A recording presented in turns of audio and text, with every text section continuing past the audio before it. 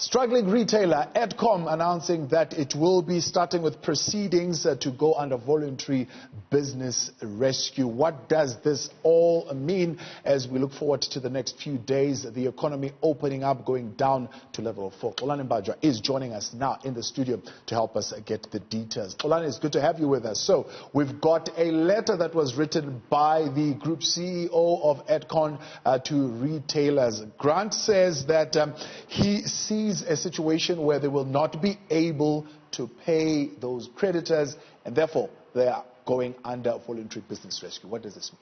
Well, this is basically means that they are protecting themselves to make sure that they don't have to pay what they needed to pay their creditors and suppliers for March and April.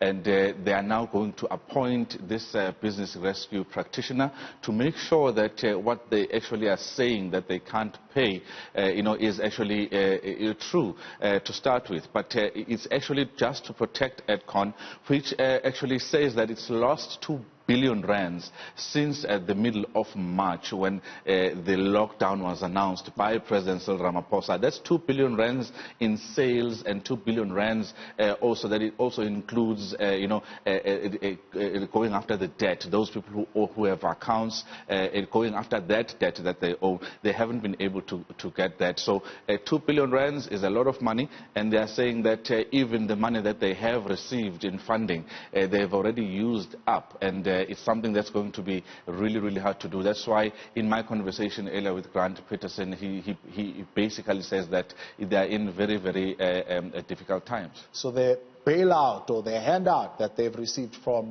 the UIF has been used up because of the debt accumulated during this lockdown? No, absolutely. And they are still going to go and actually apply for the UIF tiers application so that they can meet their obligations when it comes to salaries and the like. But currently they have been speaking to, in the past few weeks, they've been speaking to their creditors, they've been speaking to their funders, financial institutions and their landlords. And he basically says to me that no one has actually even come forward to actually say that, well, if you want this amount of money or this break when it comes to paying your rent, let's talk about the conditions that we are going to set. He says to me it hasn't even gone there. No one has even come forward with those conditionalities.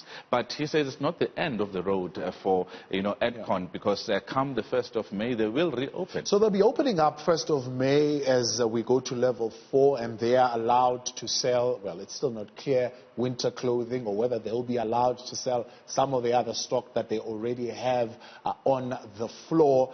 Nonetheless, they will be opening. What does it mean for them to trade under this voluntary business rescue? It means that at least they will be able to, trade amongst the 700 stores that they have.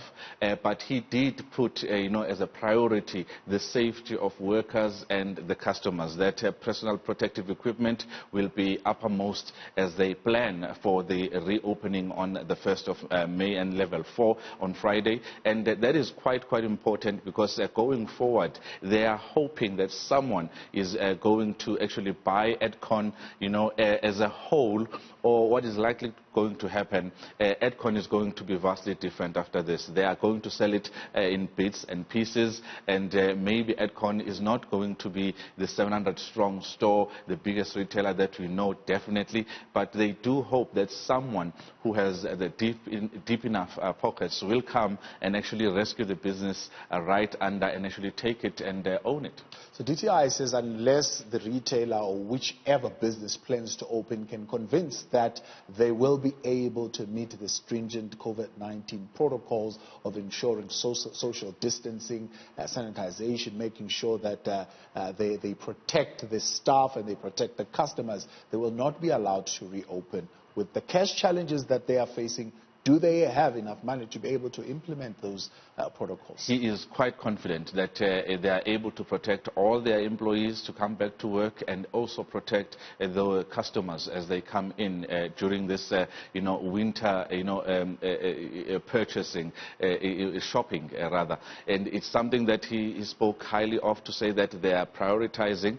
But it's not only in the retail sector, also in the mining sector, as we've heard, AMCU going and to court, even to actually challenge some of these mining companies to say you are not, ready to actually reopen. We heard from the Minerals Council yesterday saying we are open, but when you listen to the unions who are shop stewards who are there on the floor, some of them are unhappy at all. But when it comes to Edcon, they are confident that they will open, and the safety of workers and shoppers is paramount.